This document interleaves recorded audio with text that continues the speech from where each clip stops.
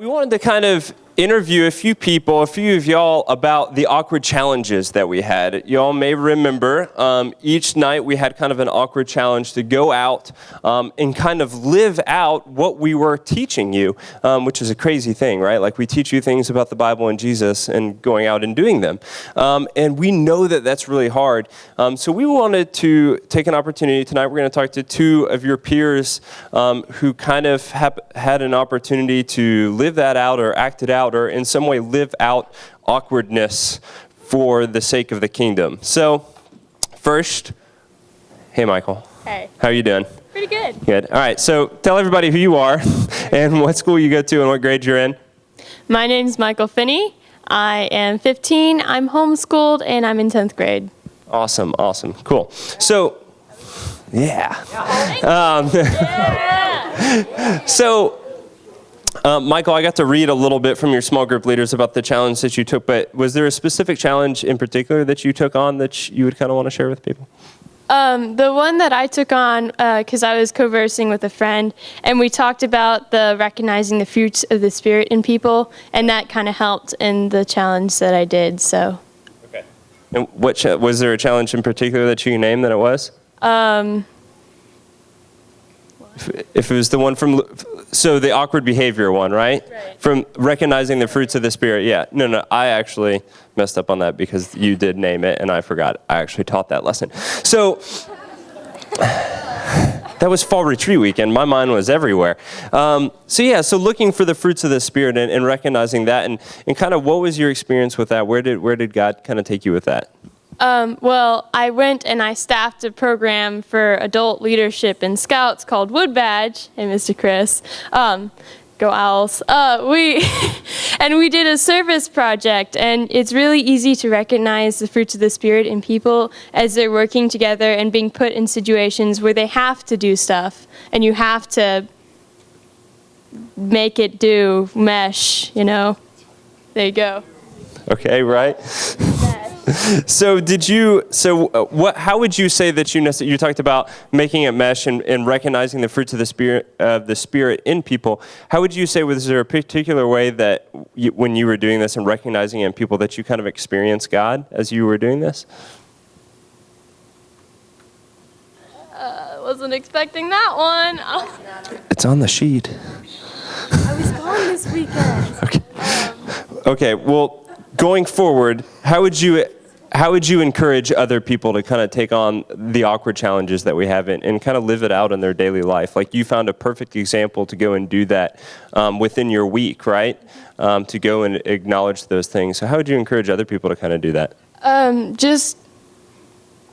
If you just start going out and recognizing things in other people, because instead of being first world problems, it's all about me. You start looking at people and you start realizing, hey, there's a great world out there, and you make more friends, and it doesn't all have to be in the same generation either, so it's a big deal. Cool, very cool. Thanks, Michael. Yay. Justin, who are you? What school do you go to? What grade are you in? I'm Piglet. And okay, I'm Justin, and I go to Brentwood Academy, and I'm a sophomore. Awesome, cool.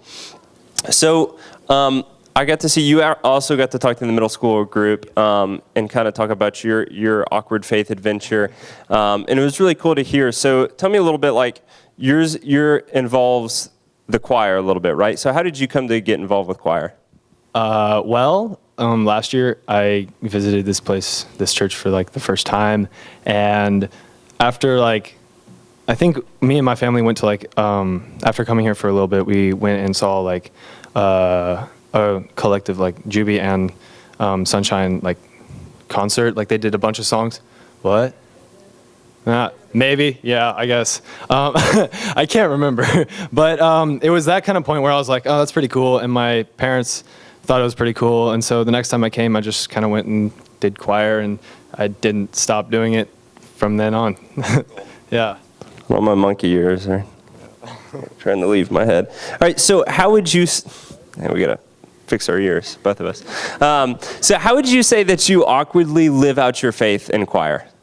Well, probably... that was really awkward. Okay, probably the dancing, moving around, you guys, yeah, okay. Yeah, I mean, we've all noticed. Neil pointed out last session that all of us staff sit up in the balcony together usually, and we love being up there because we can see all you guys. And we have all commented before on just like watching like Justin move around as he's singing and he's clapping and stuff. And there's so much joy in that. And so we just kind of want like, how is that like your faith kind of lived out? Like, what is it about that is so worshipful for you, I guess? Well, I don't know. It's kind of like after, I guess I started freshman year. I mean, all this kind of stuff started freshman year when I started visiting here, and like high school just started started, and you were like in high school and you're like, oh my gosh. So around that time it was pretty difficult. But so I guess over time when I realized like what we were actually singing, like we weren't just singing words. The words have meaning. Like James definitely taught me that. Like beforehand, I was like singing words. Like I was like, oh, this is pretty cool. This is a cool beat, music. But like after a couple days in choir, it was like I started thinking about what we were actually singing about, and it got really deep and really cool. And from then on, it was kind of like as I would think about it, like throughout the week, it even I was thinking about the songs that we were singing, and so as time went on, it just became almost like I have to move. Like I can't not stay still, or else like I'll go crazy. Like I have to start moving or dancing or something, clapping, snapping, tapping my legs, something, just to like get the fullness of what we're actually doing, which is a lot more than singing words. So. Right. So would you say that's kind of a way that you're acting out, like living out your faith and worship? Yes. Okay, cool. So that's a bold step to, in Sunday mornings at 8:15 service, there's 1,000 people in there or better, and for you to be someone up in a choir that's actively saying, this is how I worship and this is how I have to live it out, and being willing to do that, that's a bold step, and it's kind of an awkward step, but it's you, and it's you acting out on your faith, which is an awesome thing to see. So what encouragement would you have for other people about as they like act out on their faith, even if it's an awkward thing, maybe? Come to the point where you don't care. Like, that was kind of a major step. I know, it's big. It's like a big thing. Like, that's a huge thing to overcome. Like, thinking about what other people might think about you. You hear it all the time. People tell us all the time, don't think about don't care about what other people think about you. But that is like a real, true thing. Like, that's not just something you should listen to adults tell you. Like, it's coming from me. I'm a sophomore. I'm 16, and I'm like most of you. I know most of you, and it's true. Like, you just gotta overcome that barrier, and a lot of that is prayer and just being in communion with God. Like, that helped me a ton, especially when I started coming to choir and whatnot. Like, my spiritual journey just like took a huge leap forward, and I just realized that it doesn't matter. Like, when I'm dancing up there, it doesn't matter because I'm trying and I'm praising God with however I can, however much I can. Like, that's what really, really matters. So once you can get past the fact that it doesn't matter what other people think, then it's exponentially easier to just live out your faith, and it's fun too. It's not like it's boring. It's fun. That's awesome. Really cool. Y'all give Justin a hand. Piglet, excuse me. All right, yeah, you can have a seat. So we really wanted you to see two examples of people kind of living out these awkward challenges. They are kind of awkward, and like Justin was saying, like, you eventually got to get to a point that you don't care, and that's more than just an adult saying it, but it's a peer saying it to you, saying you don't care what others think, but it's you don't care what others think because that's your communion with God, but also think about like those actions. While they may seem weird the first time people saw Justin dancing around up in the choir loft, or saw Michael kind of, observing fruits of the Spirit, it changes people slowly, and it changes people from, he's kind of doing a weird thing to, God, look how much he loves God. I wish I could love God like that. I wish I could worship God kind of like that. So we want to encourage, yes? I don't want to interrupt Adam. What I want to say, Justin, is what he's saying is really powerful. And I think that what most of us struggle with, and I struggle with being a people pleaser, And the thing I think you've done is you shifted from being a people pleaser to being a God pleaser first. And I think that's very powerful. So I don't want to take more than your mouth, but that's what I'm hearing. Yeah. Amen. Amen. Yeah, so we encourage you to continue in these awkward challenges. Live out your faith awkwardly. Love Jesus awkwardly. If you look at the Gospels close enough, there's a lot of awkward events that take place. There's a lot of people living out awkwardly for the sake of Jesus' movement, and we're still doing that today. The staff, the small group leaders, we would love to help y'all continue to live that way and find a way for something that you are just as passionate about as your peers. So I'm going to pray for y'all, and then.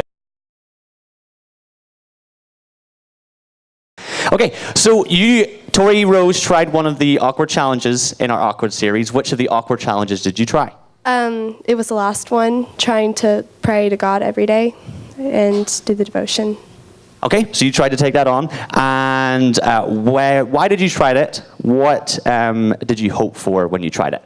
Well, I started to try it and hoping that I would get closer to God and just being with Him, but I just sort of forgot throughout the week and didn't do it, sadly.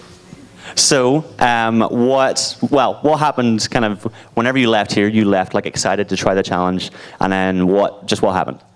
I don't know, it went one ear, stayed there for like an hour, and then left. Didn't want to stay, but I wanted to stay. So, what did it feel like whenever you didn't succeed? Whenever you went away excited to try this challenge, and then you kind of just forgot about it? Like, how did that feel whenever you forgot?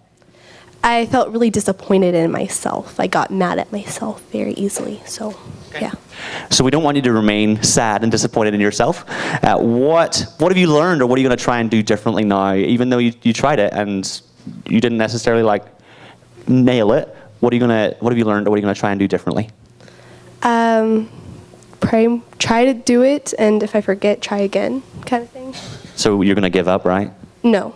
Definitely not going to give up. Okay, I appreciate Tori Rose's willingness to share that she tried one of the challenges and it didn't work, she didn't get it. And she's really honestly just up here saying, I wanted to do it. And it was really hard, it's awkward to try and fit it into our week. So she was really excited to try it. Didn't work out, but she's going to keep at it. So can we give Tori Rose, thank you for sharing. Will you tell us your name, your grade, and your school? Tate Scott, Woodland Middle. What was the other question? Grade. 8th. 8th grade. So Tate came to me today and she said, are you still looking for someone to share? So Tate has had so little time to prepare, but she really wanted to share something that happened recently. So did it happen in the awkward series, or whatever you were challenged by, where did it happen?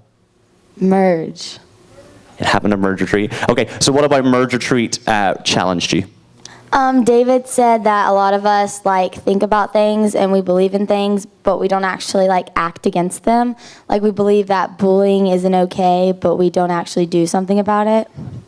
Okay, and so you told me we watched a video on the retreat that kind of challenged you. What was the video about? This guy named Igbok, and he was. Okay. I think he's from Pakistan, is that right?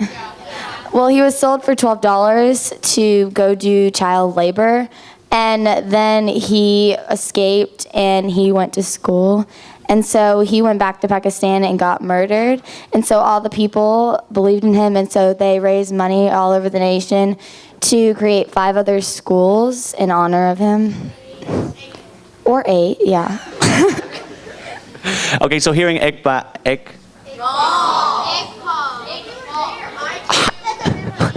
I was there. It was great.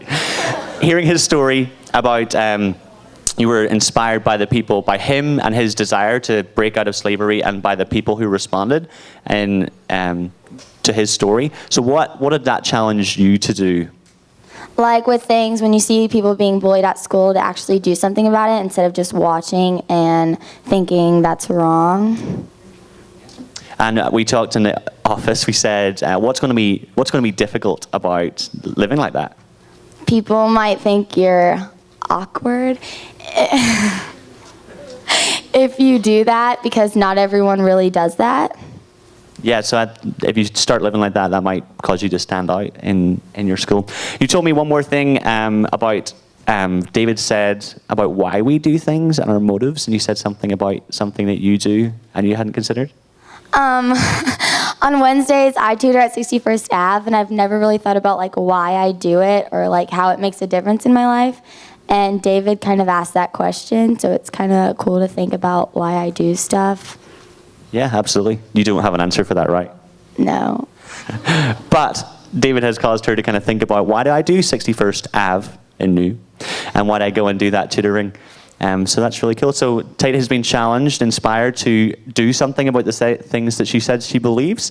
Thank you for sharing, Tate. Everyone say thank you, Tate, and clap your hands.